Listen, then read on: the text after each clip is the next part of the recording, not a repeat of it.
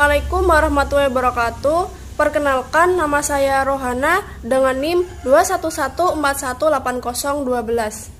Dalam video ini, saya akan mempresentasikan mengenai rencana penelitian etnolinguistik dalam judul Kandungan Nilai Kearifan Lokal dalam Leksikon Batik Pekalongan, Jawa Tengah dalam kajian etnolinguistik. Kemudian, latar belakang dari penelitian ini. Kota Pekalongan adalah salah satu kota yang terletak di wilayah Provinsi Jawa Tengah. Mengapa saya memilih kota batik Pekalongan? Karena Pekalongan dikenal sebagai salah satu penghasil batik yang memiliki kualitas baik di Indonesia. Dilihat dari motif, Pekalongan merupakan salah satu daerah penghasil jenis batik yang memiliki akulturasi atau pengaruh baru dari berbagai daerah. Hal tersebut dapat kita lihat dari motif-motif yang terdapat di dalamnya, seperti motif liong yang berupa naga berkaki 4 dan burung poneng. Dari motif tersebut, kita dapat melihat betapa besarnya akulturasi budaya yang bercampur dalam karya-karya batik Pekalongan. Lalu, rumusan masalah. Yang pertama, ada bagaimana wujud nilai kearifan lokal yang terkelola dalam leksikon batik Pekalongan. Kemudian yang kedua ada bagaimana faktor yang menjadikan batik Pekalongan menjadi produk yang diminati masyarakat dalam leksikon batik Pekalongan. Kemudian ada tujuan dan manfaat penelitian. Berdasarkan rumusan masalah dan latar belakang yang telah dijelaskan, maka tujuan penelitian ini yaitu untuk mengetahui mengenai wujud nilai kearifan lokal yang terkelola dalam leksikon batik Pekalongan, dan juga untuk mendeskripsikan mengenai faktor yang menjadikan batik Pekalongan menjadi produk yang diminati masyarakat dalam leksikon batik Pekalongan. Sedangkan manfaat yang diperoleh adalah bagi masyarakat, khususnya masyarakat Jawa, dapat mengetahui wujud nilai kearifan lokal yang terkelola dalam pembuatan batik Pekalongan, serta mengetahui faktor mengapa produk Pekalongan banyak diminati masyarakat. Kemudian, kajian pustaka. Yang pertama, hasil penelitian yang relevan. Saya ambil tokoh yang pertama, yaitu penelitian relevan selanjutnya yaitu dilakukan oleh Nur Fatehah 2010 yang berjudul Leksikon Perbatikan Pekalongan yang mengkaji tentang leksikon batik di Pekalongan. Persamaan penelitian terletak pada objek penelitian juga kajian. Perbedaan penelitian ini hanya membahas tentang leksikon saja. Kemudian kajian teori etnolinguistik. Dalam linguistik edisi ketiga karya Krida Laksana 2001-52 menyatakan bahwa etnolinguistik adalah cabang linguistik yang menyelidiki hubungan antara bahasa dan masyarakat pedesaan atau masyarakat yang belum mempunyai tulisan. Etnografi adalah tulisan yang menjadi modal peneliti etnologi. Etnografi dapat dikembangkan menjadi etnologi, artinya dari gambaran selintas etnis Sunda dibandingkan dengan Jawa. Jadi, etnografi yang akarnya antropologi pada dasarnya merupakan kegiatan peneliti untuk memahami cara orang-orang berinteraksi dan bekerja sama melalui fenomena teramati kehidupan sehari-hari. Endraswara 2015-39. Etnologi selalu terkait dengan lingkungan budaya. Lingkungan ikut menjadi penentu orang belajar budaya Jawa. Cara berpikir dan berperilaku biasanya terpengaruhi oleh lingkungannya. Lingkungan budaya melalui menjadi penopang pola pikir seseorang. Endraswara 2015-16. Kemudian pengertian batik. Batik. Pendapat lain mengatakan pengertian batik adalah kain bergambar yang terbuat khusus dengan cara menuliskan lilin pada kain mori. Kain tenun berwarna putih, bahan untuk membuat batik. Kemudian, kain tersebut diolah melalui proses tertentu, sehingga menjadi pakaian yang bernilai guna tinggi. Kemudian secara terminologi dan etimologinya, batik berasal dari bahasa Jawa, yaitu dari kata bat atau melembar atau melempar, dan titik yang berarti melempar titik berkali-kali pada kain. Sederhananya, batik merupakan seni dalam menghias kain dengan penutup lilin untuk membentuk corak hias tertentu secara membentuk sebuah bidang pewarnaan. Lalu kemudian ada makna. Makna nilai yang terkandung dalam batik khas Pekalongan akan dilihat dari segi makna leksikal. Makna leksikal.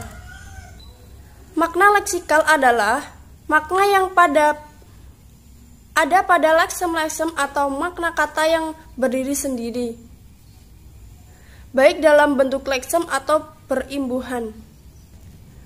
Menurut Hari Mukti Krida Laksana 2001-133 menyatakan bahwa makna leksikal adalah makna unsur-unsur bahasa sebagai lambang benda, peristiwa, dan lain-lain. Maka leksikal ini mempunyai unsur-unsur bahasa lepas dari penggunaannya atau konteks. Sedangkan menurut Fatimah Jaja Sudarma 1993-13, makna leksikal adalah makna kata-kata yang dapat berdiri sendiri, baik dalam bentuk tuturan maupun dalam bentuk kata dasar. Kemudian metode penelitian yang akan saya ambil, metode yang digunakan dalam penelitian ini yaitu bersifat deskriptif kualitatif. Data penelitian ini yaitu leksikon yang berupa kata dan frasa yang dituturkan oleh informan. Selanjutnya, sumber data diperoleh dari orang yang mengetahui dan memahami mengenai objek yang diteliti. Dan penelitian dengan menggunakan metode simak. Kemudian teknik lanjutan yaitu teknik catat. Terus, penulis menggunakan metode padan. Metode penyajian analisis data yang digunakan menggunakan metode deskriptif formal dan informal. Kemudian ada hasil dan pembahasan. Yang pertama, nilai wujud kearifan lokal. Melihat dari rumusan masalah dan latar belakang mengenai wujud kearifan lokal yang dikelola di batik Pekalongan atau pesona Pekalongan, dikatakan kota batik. Mendengar istilah Pekalongan, ingatan langsung tertuju pada batik, di mana batik merupakan salah satu bentuk nyata keluhuran budaya bangsa, di mana batik yang merupakan salah satu produk dari kearifan lokal mampu bertahan di tengah hantaman modernisasi. Betapa kagumnya ketika setiap sudut kota terdapat rumah batik, baik yang terlihat mewah maupun sederhana. Betapa batik sudah mendarah daging bagi masyarakat Pekalongan. Di Pekalongan juga terdapat pasar grosir Setono yang cukup terkenal. Inilah kearifan lokal yang melekat di dalam masyarakat Pekalongan. Di tengah hantaman modernisasi maupun mempertahankan budayanya, dengan pendekatan kearifan lokal pula batik mampu bertahan. Ketika melihat di pasar grosiran Setono Pekalongan, batik Pekalongan menunjukkan eksistensinya. Terdapat dua dimensi produk dan dimensi pasar. Dimensi produk batik sebagai hasil dari keagungan kebudayaan, sedangkan pasar di mana dapat berinteraksi antara penjual dan pembeli. Interaksi di pasar tradisional lebih bersifat nyata dan lebih intens. Berbeda dengan supermarket atau mall yang cenderung menawarkan harga pas. Di pasar grosiran ini dapat ditawar, sedangkan pola komunikasinya pun hanya sekejap. Kini batik tidak hanya memiliki orang Pekalongan atau Jawa, karena batik sudah menyebar di seluruh Nusantara.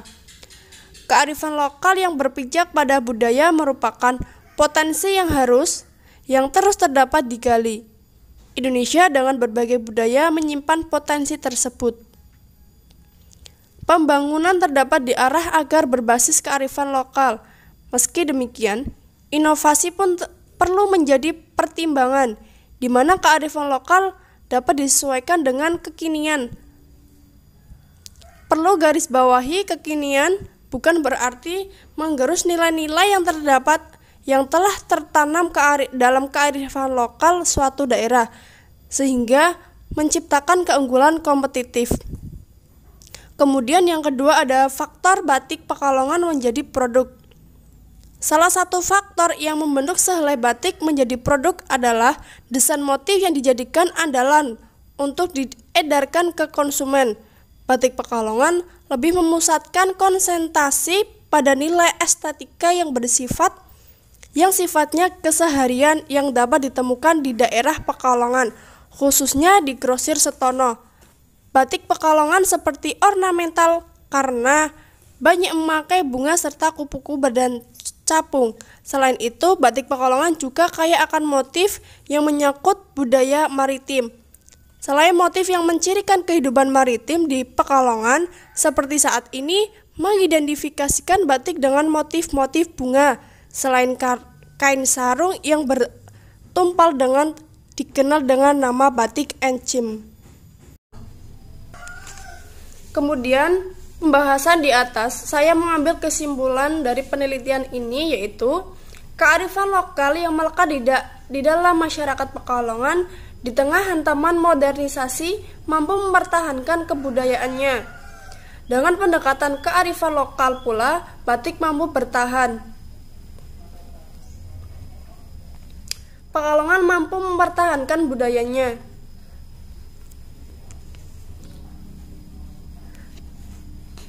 Ketika melihat grosiran di Pasar Setono, Pekalongan, batik Pekalongan menunjukkan eksistensinya. Terdapat dua dimensi produk dan dimensi pasar.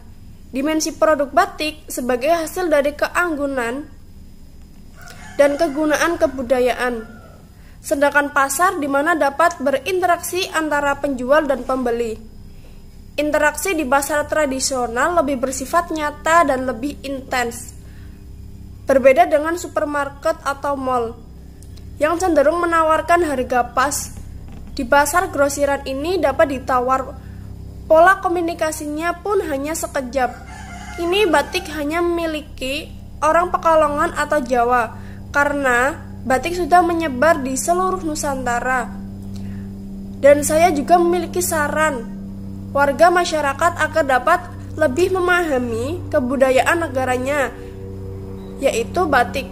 Mengapa? Karena batik adalah warisan turun-temurun dari nenek moyang kita yang harus melestarikan kebudayaannya supaya tidak mudah diklaim orang lain. Terima kasih dari penelitian ini. Wabillahi taufik wal hidayah.